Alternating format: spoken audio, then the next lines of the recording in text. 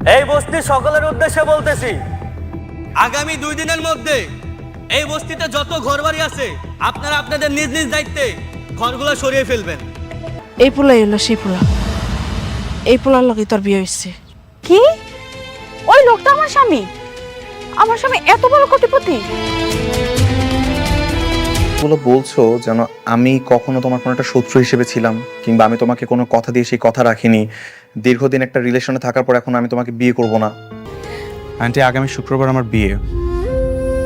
যেহেতু আমার বিয়েটা সামনেই, আমি চাচ্ছি যত দ্রুত সম্ভব ডিভোর্সটা করে ফেলার জন্য।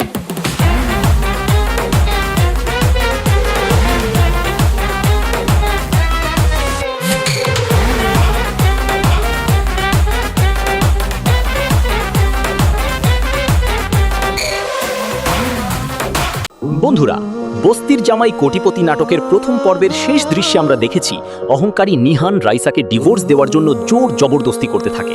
এমনকি রাইসার মায়ের পুরনো আংটিটাও সে ফিরিয়ে দেয়। কিন্তু গল্পের আসল টুইস্ট তো এখনো বাকি। আগামী পর্বে কি হতে চলেছে চলো জেনে নেওয়া যাক।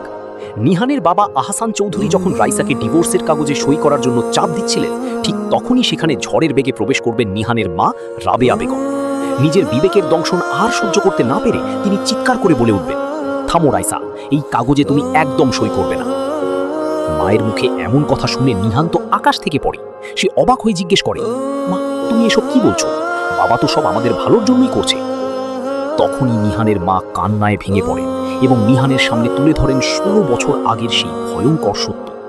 তিনি বলেন, নিহান, তোর বাবা আজ যে কোটিপতি, তার পেছনে জড়িয়ে আছে এক বিশাল পাপের ইতিহাস। আজ থেকে 16 বছর আগে রাইসার মা সুরাইয়া লটারিতে 50 লাখ টাকা জিতেছিল। তোর বাবা সেই টাকা জালিয়াতি করে আত্মসাৎ করে আজ এত বড় লোক হয়েছে, আর রাইসারা আজ আমাদেরই পাপে বস্তিতে মানবে তোর জীবন কাটাচ্ছে।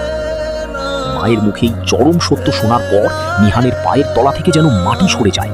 সে বুঝতে পারে ধন সম্পত্তির যে অহংকার সে এতদিন দেখিয়েছে, তার পুরোটার আসল মালিক আসলে এই বস্তির মেয়ে রাইসা এবং তার মা। তীব্র অপরাধ বোধে ভুগতে থাকা নিহান তখনই ডিভোর্সের কাগজ ছিঁড়ে ফেলে এবং ছুটে যায় সেই বস্তিতে। বস্তিতে গিয়ে রাইসার হাত ধরে নিহান কেঁদে ফেলে এবং বলে, রাইসা, আমাকে ক্ষমা করে দাও। আমি জানতাম না আমার বাবা তোমাদের সাথে এতটা অন্যায় করেছে। আজ থেকে এই নিহান আর কোটিপতি নয়, তোমরাই এই সম্পদের আসল মালিক। কিন্তু রাইসা তো এত সহজে গলে যাবার মেয়ে নয়। সে নিহানের হাত সরিয়ে দিয়ে অভিমানী কণ্ঠে বলে, টাকা দিয়ে কি হয় নিহান সাহেব? ধন সম্পদের অহংকারে আপনারা আমাকে এতদিন মানুষই মেনে করেন নাই। আজ সত্য জেনে কি আপনার মন গইলা গেল? আমাদের এই বছরের পর বছর পাওয়া অপমান কি টাকা দিয়ে মুছে দেওয়া যাবে?